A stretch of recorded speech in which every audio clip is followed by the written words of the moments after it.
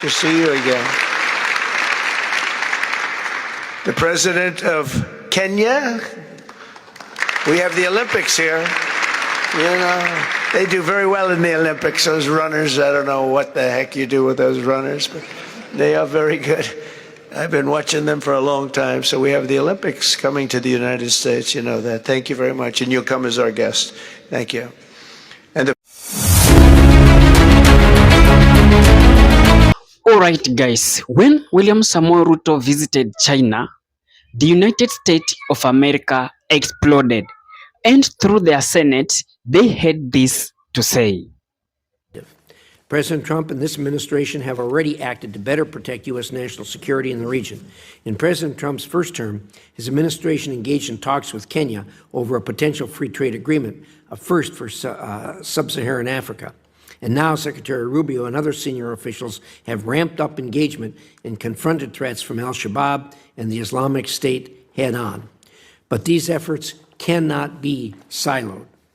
They must be part of a broad strategic effort to protect American interests in Africa while also protecting the U.S. taxpayer's pocketbook. That means being clear-eyed about our potential and existing partners in the region. In many cases, these governments are not wholly legitimate, which raises the question of whether engagement is worth the cost. Take, for example, South Sudan. Its government exists based on a peace agreement that its signatories routinely violate. The U.S. played a central role in the country's creation, a legacy that has carried a financial cost well above $10 billion in assistance since independence in 2011. Yet the returns on this investment in terms of securing sustainable peace and a functional state are marginal at best and arguably diminishing.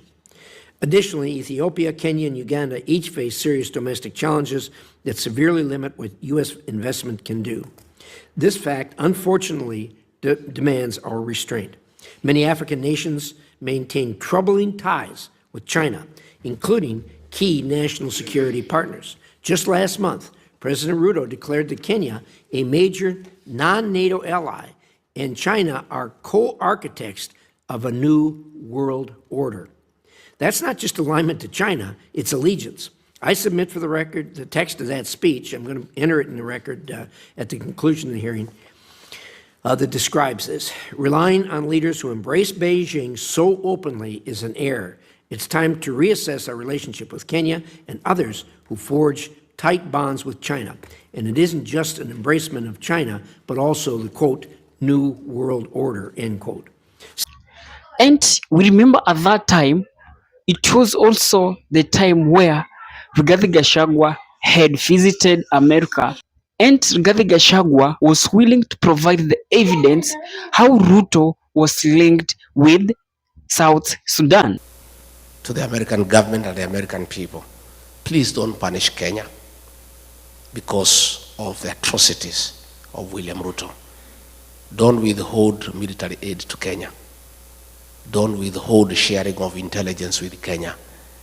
Don't withdraw all those facilities that come with that privilege of being recognized as an ally of the NATO states.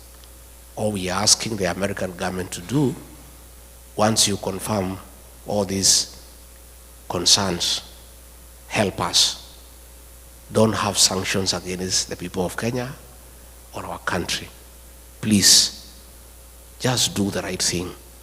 Impose sanctions on William Ruto as a person, never to come to America.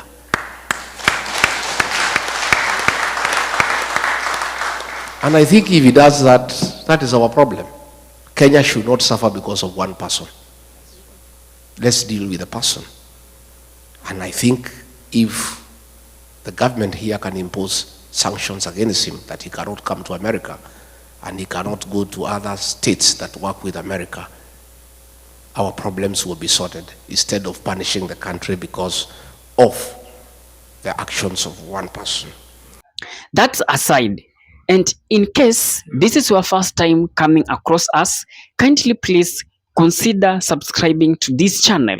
In case we produce a video like this one, YouTube will automatically giving you a notification. Alright guys, and people think that the relationship between Kenya and America had completely broken. And that was not the case. They also allude that William Samoei Ruto was banned entering America, and some say that when he will enter America, Trump will not allow him in. And as we speak, William Samoei Ruto is in America, and Ruto has used this time to defend himself, or rather to talk about the security ties that America were trying to link himself, as he was trying to interfere with the security of countries like South Sudan and Somalia, according to the Krish, their senator chairman. I want to ask you respectfully, Mr. President, that in your quest for global peace, to support efforts to resolve the humanitarian catastrophe in Sudan, I thank you. The partnership between the United States of America and Kenya will give us the solutions that the world so seriously needs. And we will be discussing a range of issues from peace and security in our region, recognizing the heavy lifting Kenya is doing in supporting peace and security efforts in the Horn of Africa, in the Great Lakes region. And I want to say, Mr. President, we value the support, the friendship, and the collaboration the United States has given Kenya and our region to make sure that we undertake our responsibilities in securing our... To see you again. The President of Kenya. We have the Olympics here. You know, they do very well in the Olympics, those runners. I don't know what the heck you do with those runners, but they are very good. I've been watching them for a long time. So we have the Olympics coming to the United States. You know that. Thank you very much. And you'll come as our guest. Thank you. And from all perspective, I may say that William Samoei Ruto is a very shrewd politician, and it is a president in Africa that has managed to outsmart these superpower countries. Why am I saying so? William Ruto, when he is in China, he speaks the language that the China wants to hear. And when he now said to America, he speaks the language which Trump needs to hear. So it's very difficult to read William Ruto. Is he aligned to the West or is he aligned to the East? Yeye ako tu. And this has made him to be unpredictable. We don't know if he is working with America or rather if he is working for China.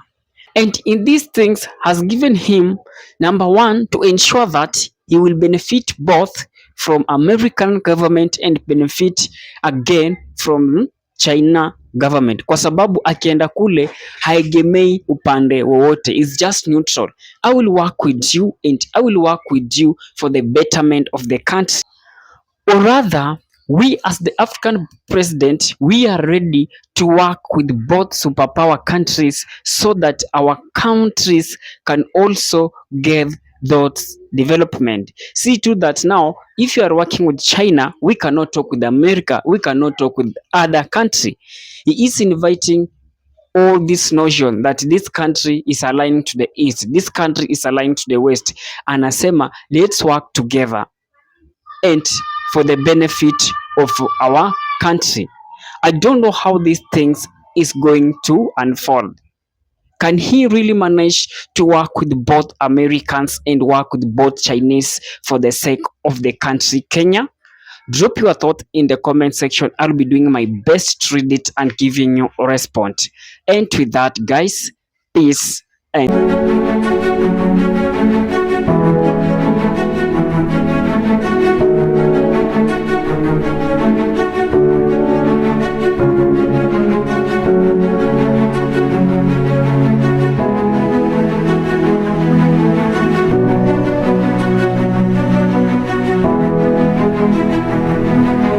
And with that, guys, thank you for choosing Kenya Political Brief as our primary news platform more so on politics. Kindly please share this video to a friend.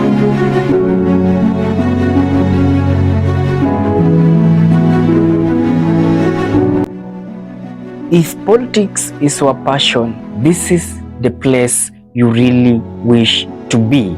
Kindly subscribe. Bye bye.